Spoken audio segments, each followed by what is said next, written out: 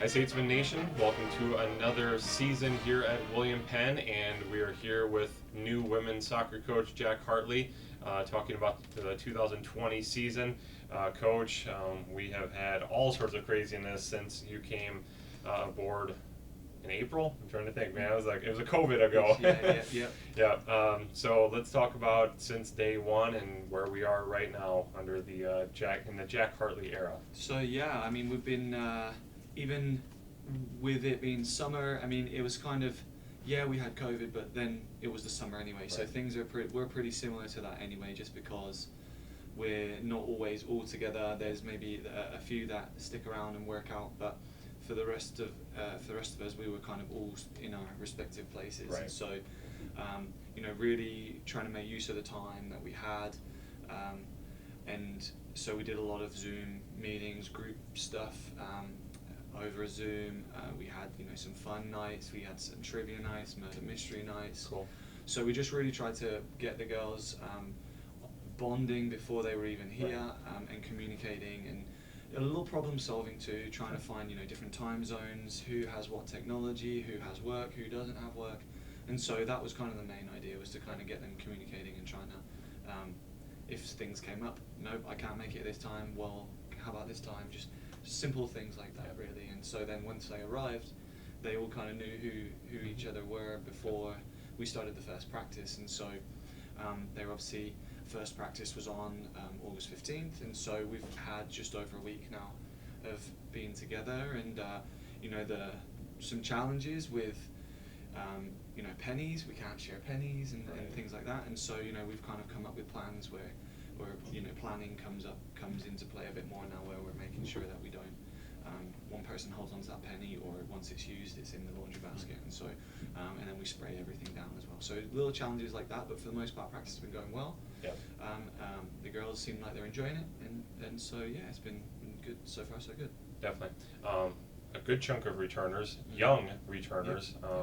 So I mean, obviously they've already been in a system, a William Penn system, but obviously again now we have a new coach under you. So how do you think everybody? I guess everybody's starting at ground zero. I mean, you are with them, they are with you. So obviously you tried to do as much as you could during the summer, but how has the first week of gelling been going on? Yeah, going well. And it's always going to be a process. Yeah. It was never going to be an immediate thing to adapt to my style of play and the way that I like to run things. And so, a buddy said to me that it's not year one, it is year zero. And so, for us, that's the way we're taking it. It's this year of growth for us to really lay the standard for the rest for years to come. And so they've bought into it really well, really quickly, honestly. And so and I think the relationships between the girls are looking good as well. Awesome.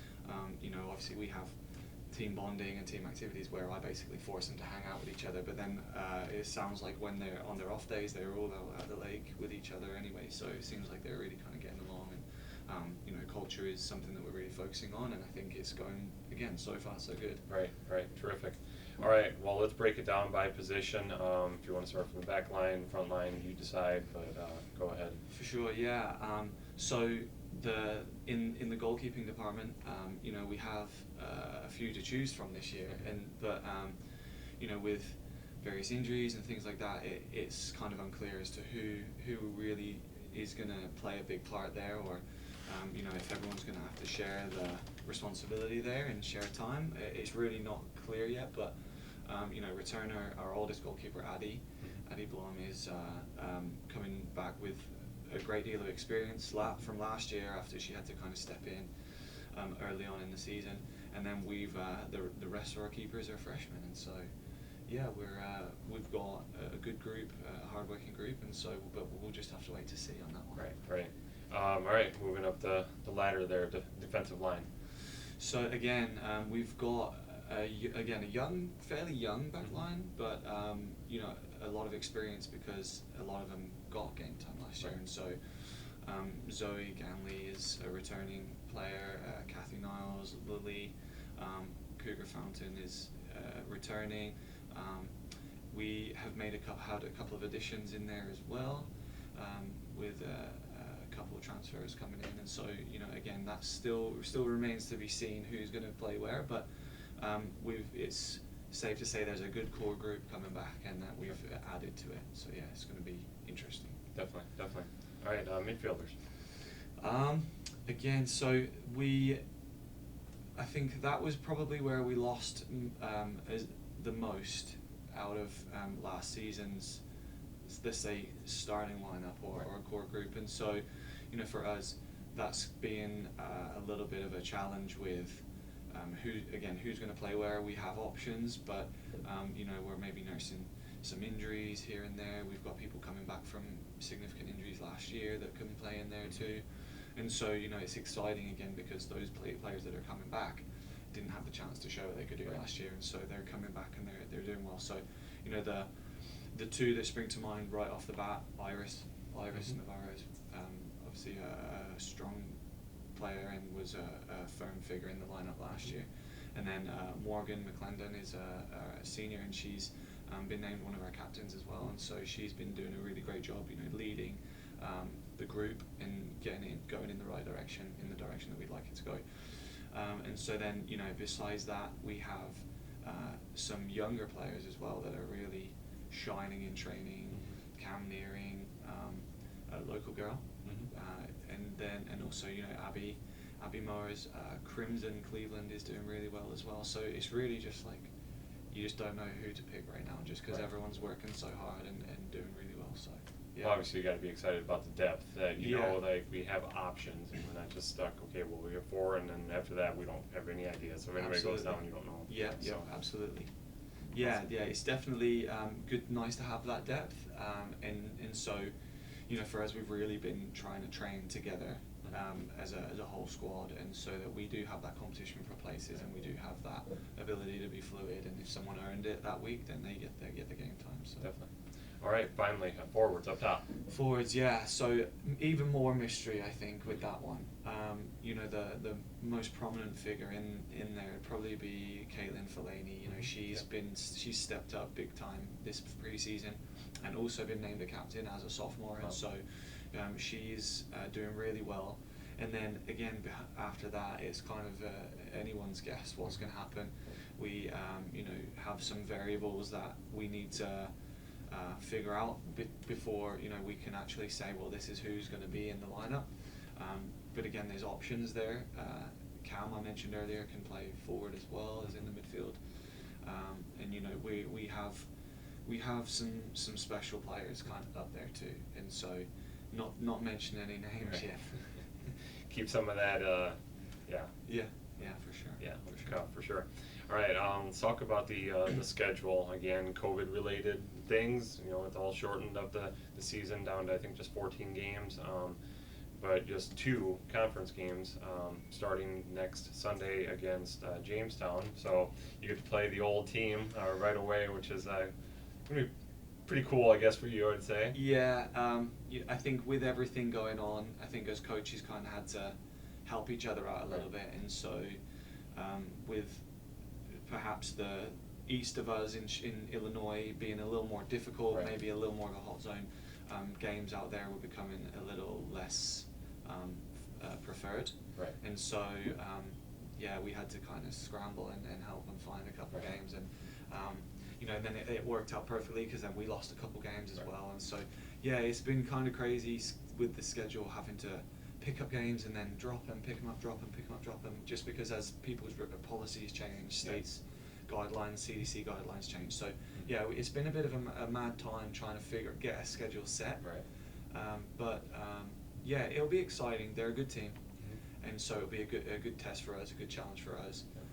But I think if you don't play competition like that week in, week out, then you're not going to grow. So I think for us it'll be a good test, a test that I think we're ready for. I think we're able to compete, and maybe even sneak a win past them. So I'm excited for that one for sure. For sure. Overall, the non-conference schedule again very short. So how do you feel like it's going to prepare you for conference?